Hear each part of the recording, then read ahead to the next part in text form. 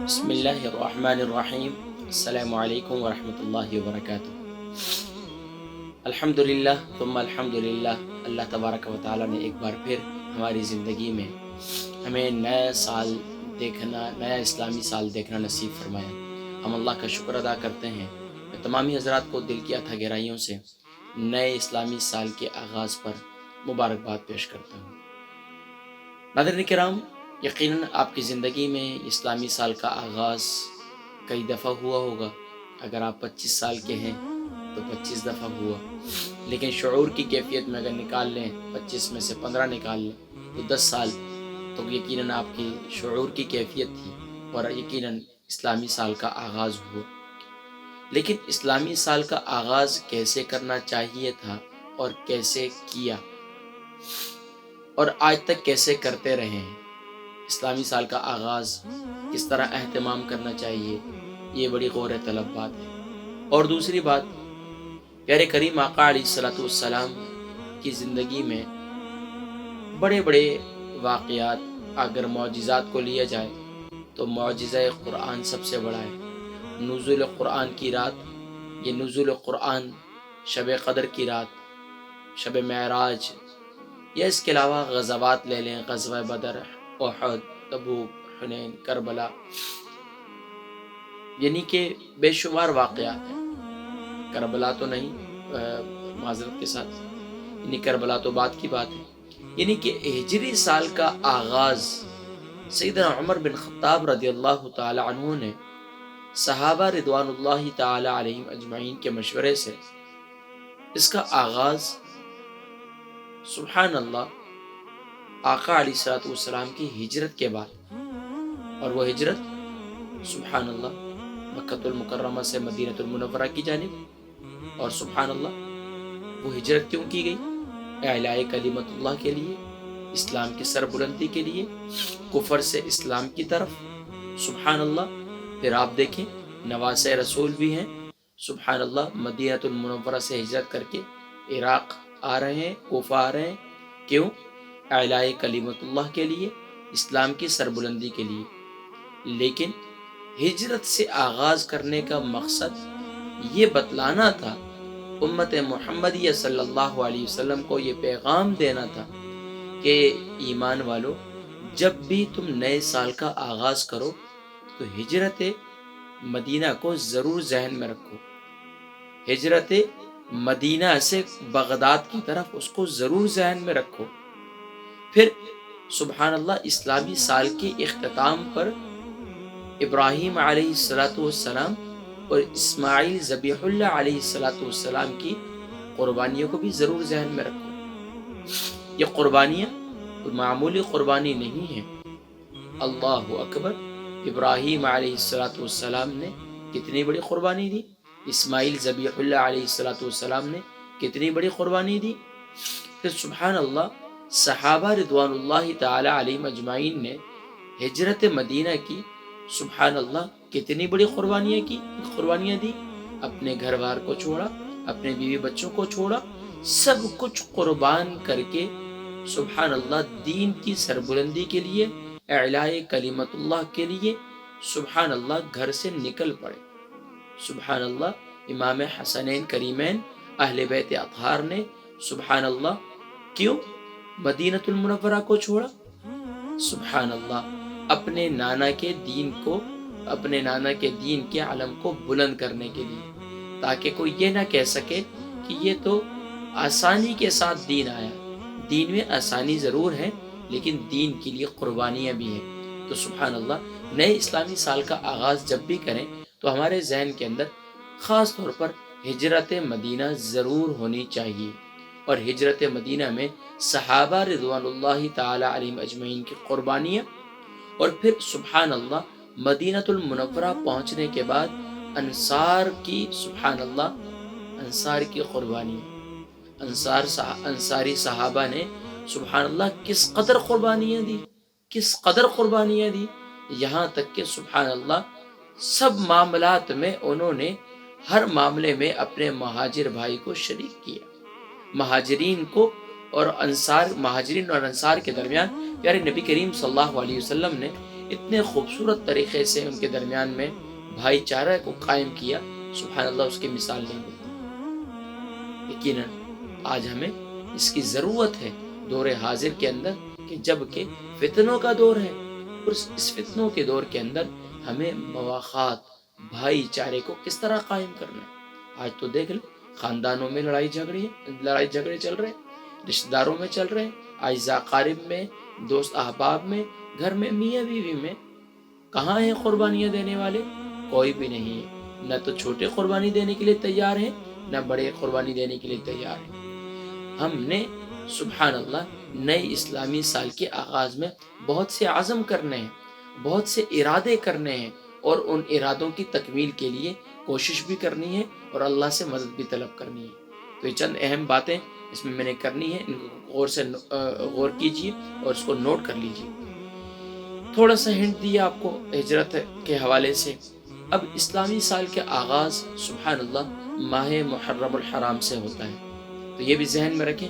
اسلامی سال کے جو سبحان اللہ یہ مہینے ہیں، ان کے نام سب کو یاد ہونے چاہیے، اور جہاں جس طرح ہم شمسی سال یعنی کہ جس طرح عیسوی سال اگر اسے کہا جائے، اور اسے قمری سال کا کہا جائے یا پھر ہجری سال کہا جائے، تو آپ اس میں کم سے کم ہمیں ان جس طرح جنوری، فروری، مارچ، اپریل، مئی، جون، جولائی، اگست، سپتمبر، اکتوبر، نومبر، دسمبر، یہ سب جس طرح ہمیں یہ یاد ہے، اسی طریقے سے ہمیں محرم، صفر، ربیع الاول، ربیع الثانی، جمادی الاول، جمادی الثانی، رجب المرجب، شعبان، معظم، رمضان المبارک، شوال المکرم، ذوالقعدہ، ذوالحجہ، یہ ہمیں اس طرح زبانیں یاد ہونے چاہیے۔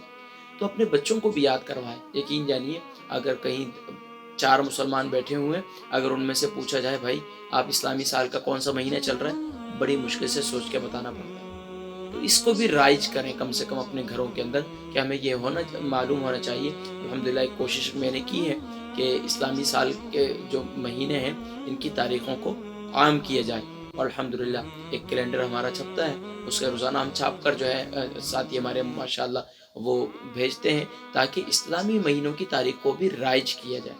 یہ ذرا یہ بھی کوشش کرتے رہیں اپنے اپنے گھروں کے اندر۔ اچھا، چند ایک باتیں خاص طور پر پہلے ہم نے محاسبہ کرنا ہے نئے اسلامی سال کے اختتام۔ ویسے تو پچھلے سال 1441 میں ہمیں اپنا محاسبہ کرنا چاہیے تھا، اب 1442 شروع ہو گیا۔ اب اس کے اندر ہم نے اپنا محاسبہ اگر نہیں کر سکے اختتام پر، تو ابتدا میں ہم محاسبہ کریں گے۔ محاسبہ کیا کریں گے؟ یا اللہ، نئے اسلامی سال کا آغاز ہو چکا ہے، ہم نے پچھلے سال اس طرح اختتام کیا کہ اسلامی سال کا آغاز بھی ہو چکا، اختتام بھی ہو چکا، ہم نے کیا کھویا، کیا پایا۔ خاص طور پر دنیاوی معاملات میں تو ماشاءاللہ ہمیں یاد رہتا ہے کہ ہمیں یہ پایا، ہم نے مکان بنایا، ہم نے گاڑی لی، ہم نے یہ کیا، ہم نے یہ کیا، یہ ہمیں یاد رہتے ہیں۔ لیکن ہم نے دین کے میدان میں کیا کھویا، ہم نے کتنی نمازیں ضائع کی، کتنی نمازوں کی پابندی کی، کتنے قرآن کریم کی تلاوت کی، پورے سال میں کتنے ختم قرآن کیے، کتنے ذکر و اذکار کی محافل میں شرکت کی، کتنے علماء کی مجالس میں شرکت کی، کتنا دین سیکھنے کے لیے وقت نکالا۔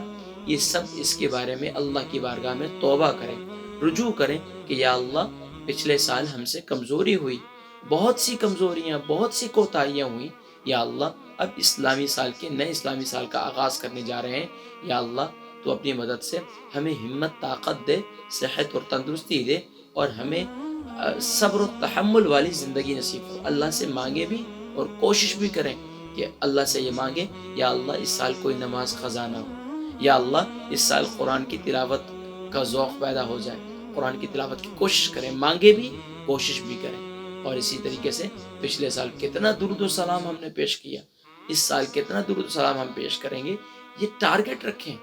ہاں، اس کے ساتھ ساتھ دنیا کی بھی ٹارگٹ رکھیں، دنیا بھی، دین دنیا ساتھ ساتھ۔ اب ہم یہ کہیں کہ نہیں ہر وقت جو ہے نماز پڑھتے رہیں، نہیں، 50 نمازیں نہیں، بالکل، بلکہ 5 نمازیں، 5 نمازیں پڑھیں، 50 نمازوں کا ثواب۔ تو بہرحال ماہ محرم الحرام بڑا ہی بابرکت مہینہ ہے، اس کے کیا خاص اعمال اور وظائف ہیں، اس کے لیے انشاءاللہ اگلی ایک نشست کے اندر میں پورا اس کے متعلق ذکر کروں گا کہ ماہ محرم الحرام کو کیسے گزاریں، اس کے کیا خاص اعمال اور وظائف ہیں۔ انشاءاللہ ان کا تذکرہ میں دوسری نشست میں کروں گا۔ تو بہرحال یہ چند ایک اہم باتیں تھیں نئے اسلامی سال کا آغاز میں ہم نے خاص طور پر بہت سے عزم کرنے ہیں، بہت سے ارادے کرنے ہیں، اور اس کے علاوہ خاص طور پر اپنے لیے اور اپنے اعزاء اقارب کے لیے۔ پچھلے سال وبا آئی، بہت سے لوگ وبا میں شہید ہو چکے، اللہ کریم سب کے درجات بلند فرمائے، ان کے لواحقین کو صبر جمیل عطا فرمائے، اور ہم سب کو جو اللہ کریم نے دوبارہ موقع دیا ہے، اس موقع کو غنیمت جانتے ہوئے اللہ کریم ہمیں اس میں اپنی بندگی کا حق ادا کرنے کی توفیق نصیب فرمائے۔ تو یہ تو تھے کچھ حقوق اللہ کی جانب آپ کی توجہ۔ اب آئیے حقوق العباد کی طرف میں آپ کی توجہ دلانا چاہتا ہوں۔ خاص طور پر آپ نے پچھلے سال بہن بھائیوں میں جھگڑا رہا، بہن بھائیوں میں لڑائی جھگڑے رہے، خاندان والوں میں لڑائی جھگڑے رہے، آس پڑوس میں لڑائی جھگڑے رہے، اسی طریقے سے ماں باپ اپنے اولاد سے ناراض رہے، اولادیں اپنے والدین سے ناراض رہیں، اسی طریقے سے کام کاج کے آپ کے معاملات جہاں آپ کام کاج کرتے ہیں وہاں ایک دوسرے سے ناراض رہے۔ تو یہ سب ناراضگیوں کو ختم کر دیجیے اور پھر بھائی چارے کو قائم کیجیے۔ دیکھیں کتنی بڑی قربانیاں دی صحابہ نے، تو اس لیے ان سب باتوں کو ذہن میں رکھیں۔ اگر آپ حقوق اللہ کو ادا کرتے ہیں، حقوق العباد کو پامال کرتے ہیں، تو اللہ کی بارگاہ میں مقام، اللہ کی بارگاہ میں اللہ کا قرب حاصل نہیں کر سکتے۔ تو اللہ کا قرب پانے کے لیے ہمیں قربانیوں کو دیکھیں، اسلامی سال کے اختتام پر بھی قربانی ہے، قربانی قرب سے ہے، قربانی دینے کے بعد مشقت کے بعد آسانی ہے۔ ان مع العسر یسرا، ہر مشکل کے، اکثر کہتے ہیں ہر مشکل کے بعد آسانی ہے، نہیں، ہر مشکل کے ساتھ، ان مع العسر یسرا، سبحان اللہ، ہر مشکل کے ساتھ آسانی ہے۔ تو جب بھی ہماری زندگی میں مشکلات آتی ہیں تو مشکلات اللہ کریم اپنا قرب نصیب فرماتے ہیں۔ اللہ والوں پر مشکلات آتی ہیں، ان کے لیے آزمائش ہوتی ہے، ہم جیسوں پر آتی ہیں تو وہ ہمارے گناہوں کی سبحان اللہ تلافی کا سبب اور اللہ کی بارگاہ میں رجوع کا ذریعہ ہوتی ہے، سبحان رجوع ہمیں اس کے طفیل ہو جاتا ہے۔ تو کوشش یہ کرنی ہے، خاص طور پر یہ قربانی ہم نے دینی ہے۔ قربانی کیا دینی ہے؟ اپنی انا کی قربانی دینی ہے، اپنی اندر انانیت نہیں پیدا کرنی، غرور تکبر نہیں پیدا کرنا۔ یقین جانیے جنہوں نے غرور کیا وہ ذلیل و رسوا ہوئے۔